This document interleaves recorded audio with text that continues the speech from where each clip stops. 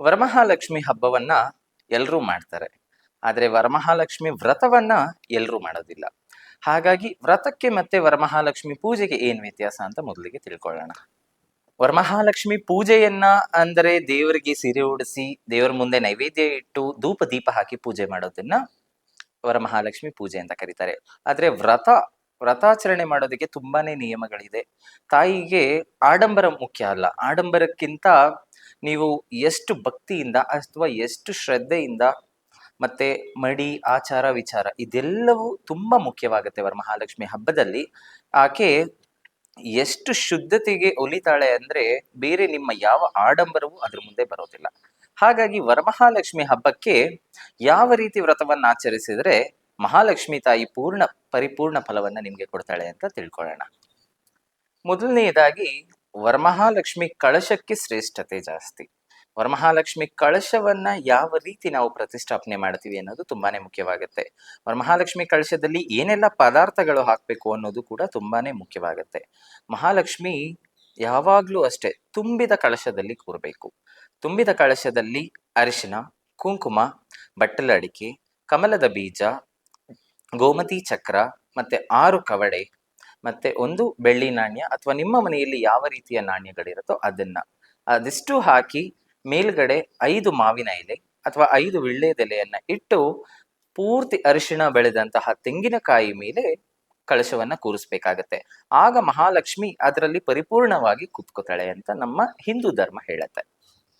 ವರಮಹಾಲಕ್ಷ್ಮಿ ಹಬ್ಬದ ಕಳಶವನ್ನ ರೆಡಿ ಮಾಡಾದ್ಮೇಲೆ ಯಾವ ಸ್ಥಳದಲ್ಲಿ ಇಡಬೇಕು, ನಿಮ್ಮ ಮನೆಯಲ್ಲಿ ಯಾವ ಸ್ಥಳ ಅನುಕೂಲವಾಗಿರುತ್ತೋ ಅಥವಾ ನಿಮ್ಮ ದೇವರ ಮನೆಯಲ್ಲಿ ಆಗಿರ್ಬೋದು ಅಥವಾ ವರಮಹಾಲಕ್ಷ್ಮಿಗೆ ಅಂತಾನೆ ನೀವು ಯಾವ ಸ್ಥಳವನ್ನ ಆಯ್ಕೆ ಮಾಡ್ಕೊಂಡಿರ್ತೀರೋ ಆ ಸ್ಥಳವನ್ನ ಗೋಮೂತ್ರದಲ್ಲಿ ಶುದ್ಧಿಗೊಳಿಸಿ ಅದಕ್ಕೆ ಅಷ್ಟದಳ ಪದ್ಮ ರಂಗೋಲಿಯನ್ನ ಹಾಕಿ ಒಂದು ಮಣೆ ಅಥವಾ ಬಾಳೆ ಎಲೆಯ ಮೇಲೆ ವರಮಹಾಲಕ್ಷ್ಮಿ ಕಳಶವನ್ನ ಕೂರಿಸ್ಬೇಕಾಗತ್ತೆ. ಕೂರಿಸೋದಕ್ಕೆ ಮುಂಚೆ ಒಂದು ತಟ್ಟೆಯಲ್ಲಿ 1 ಸೇರಳತೆಯಲ್ಲಿ ಅಕ್ಕಿಯನ್ನ ಹಾಕ್ಬೇಕಾಗತ್ತೆ.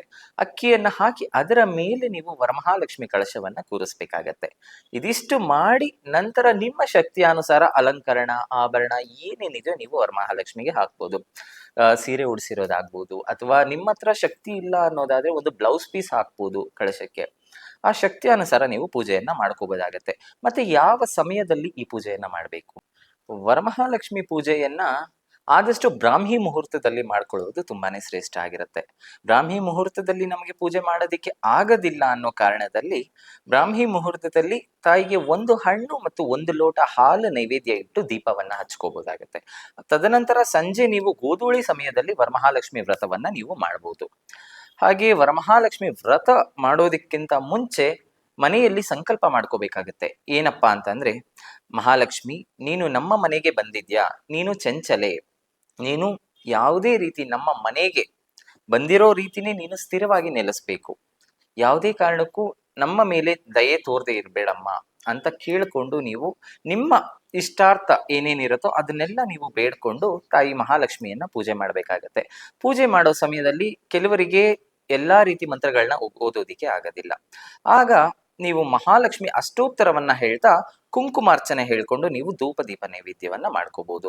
ಮಹಾಲಕ್ಷ್ಮಿಗೆ ಆದಷ್ಟು ಹೆಸರು ಬೇಳೆಯಿಂದ ಮಾಡಿರುವಂತಹ ನೈವೇದ್ಯಗಳನ್ನ ಇಟ್ಟು ಪೂಜೆಯನ್ನ ಮಾಡಿ ಮಹಾಲಕ್ಷ್ಮಿ ಬೇಗನೆ ಒಲಿತಾಳೆ. ಮಹಾಲಕ್ಷ್ಮಿ ಪೂಜೆ ಮಾಡೋ ಸಮಯದಲ್ಲಿ ನೀವು 9 ಎಳೆ ದಾರವನ್ನ ನೀವು ಕಟ್ಕೋಬೇಕಾಗತ್ತೆ. ಅದು ತಾಯಿ ಮುಂದೆ ಇಟ್ಟು ಪೂಜೆ ಎಲ್ಲ ಆದ ನಂತರ ನಿಮ್ಮ ಮನೆಯವರು ಮತ್ತೆ ನೀವು ವ್ರತ ಮಾಡದಂಥವರು 9 ಎಳೆ ದಾರವನ್ನ 9 ಗಂಟುಗಳನ್ನ ಹಾಕಿ ನೀವು ಕಟ್ಕೋಬೇಕಾಗತ್ತೆ. ಆ ಕಟ್ಕೊಂಡಿರೋ ದಾರದಲ್ಲಿ ಮಹಾಲಕ್ಷ್ಮಿ ಬಂದು ಕೂರ್ತಾಳೆ ಅನ್ನೋ ಪ್ರತೀತಿ ಇದೆ. ನೀವು ಎಷ್ಟು ಶುದ್ಧತೆಯಿಂದ ತಾಯಿ ಪೂಜೆಯನ್ನ ಮಾಡ್ತಿರೋ, ಎಷ್ಟು ಭಕ್ತಿಯಿಂದ ಮಾಡ್ತಿರೋ, ವರಮಹಾಲಕ್ಷ್ಮಿ ಅಷ್ಟೇ ಬೇಗ ನಿಮ್ಗೆ ಒಲಿತಾಳೆ. ಹಿಂದಿನ ವಿಡಿಯೋದಲ್ಲಿ ವರಮಹಾಲಕ್ಷ್ಮಿ ಹಬ್ಬಕ್ಕೆ ಯಾವ ರೀತಿ ಪದ್ಮಾಸನ ಸ್ಟೈಲಲ್ಲಿ ಸೀರೆಯನ್ನು ಉಡಿಸೋದು ಅಂತ ನಾವು ನೋಡಿದ್ವಿ. ಈ ವಿಡಿಯೋದಲ್ಲಿ ನಾವು ಯಾವ ರೀತಿ ಪೂಜೆಯನ್ನ ಆಚರಿಸಬೇಕು ಮತ್ತೆ ಯಾವ ಸಮಯದಲ್ಲಿ ಆಚರಿಸಬೇಕು ಅಂತ ನಾವು ತಿಳ್ಕೊಂಡಿದ್ದೀವಿ. ಇದ್ರ ಬಗ್ಗೆ ನಿಮಗೆ ಇನ್ನೂ ಹೆಚ್ಚಿನ ಮಾಹಿತಿ ಬೇಕು ಅಥವಾ ನಿಮಗೆ ಇದಕ್ಕೆ ಏನಾದರೂ ಇನ್ನೂ ಡೌಟ್ಸ್ ಇದೆ ಅನ್ನೋದಾದ್ರೆ ಕಮೆಂಟ್ ಸೆಕ್ಷನ್ ನಲ್ಲಿ ತಿಳಿಸಿ, ನಾನು ನಿಮಗೆ ಉತ್ತರಿಸ್ತೀನಿ. ಧನ್ಯವಾದಗಳು.